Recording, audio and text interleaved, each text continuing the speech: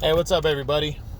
Coming at you with another weekend preview. This is for the U.S.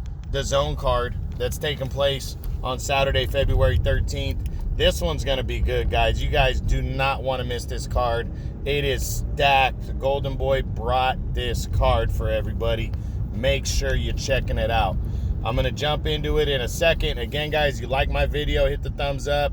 If you don't like it, thumbs down. Please leave me a comment, message, whatever. Subscribe to my channel. I'm trying to get as much information out there as possible. I appreciate the love and support. I appreciate you guys a lot. Okay, let's jump right into it. On the undercard, there's two really good fighters fighting on the undercard that their opponents have not been named yet.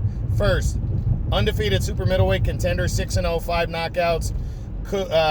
Jesus, I'm drawing a blank. He's a guy that was supposed to fight Sergey Kovalev, and I just read his name, and now I done forgot it already. So I was so excited to get this video out. Good contender right here, trying to make a move up. He was gonna fight Kovalev.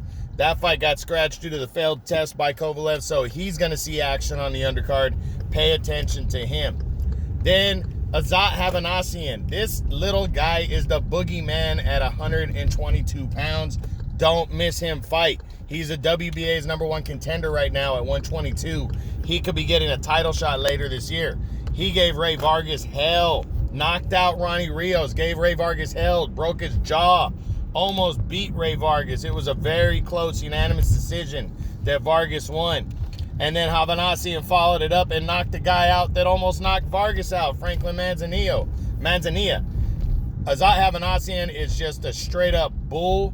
He comes right at you. He's a bully, and he's in action. Expect a knockout in that fight, whoever the hell he fights, because it won't be a top-tier contender. He's just shaking off some rust. He hasn't fought in almost a year and a half, but he's ready to go, and I can't wait to watch him fight. He's exciting as hell. Then there's a middleweight fight that, it's not great, but it's featuring Jason Quigley against Shane Mosley Jr. Everybody knows Shane Mosley. This is his son. He's a decent fighter. He's nothing special, but he has a chance to prove himself against the one-loss Jason Quigley from the United Kingdom. So that's an interesting fight right there. Check it out. I'm probably going with Quigley in this one, but, hey, we'll see what happens. Then another fight that could steal the show right here. You got a good matchup of 122-pounders again. Ronnie Rios, the veteran, former world title challenger, taking on Oscar Negret, another former world title challenger. These two guys going to go at it. Two good veterans right here, but I think Ronnie Rios is the betting favorite, and there's a reason why. He's got more experience. I think he's a little bit better. He's still trying to get something for that fantastic body shot knockout of previously undefeated Diego De La Hoya, the nephew of Oscar De La Hoya. He knocked him out back in 2019, in July of 2019. So this guy's rearing to go. He wants to get in there. He was supposed to fight Brandon Figueroa. That didn't happen. He's pushing forward with his career and fighting Negret, former world title challenger.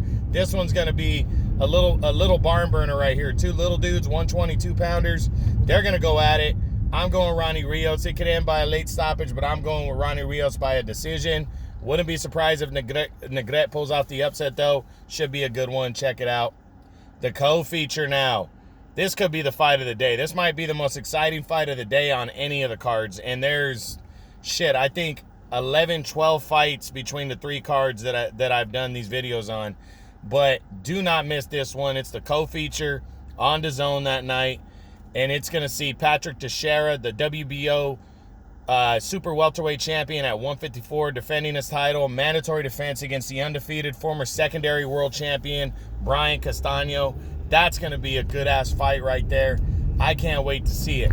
Patrick Teixeira, a lot of power, a lot of potential. He was coming up a few years ago, and then he got his ass knocked out, cracked by Curtis Stevens, the veteran, the hard-hitting veteran. That derailed Teixeira a little bit. But Teixeira bounced back in November of 2019 when he upset Carlos Adames, who was, projected to be one of the next big things.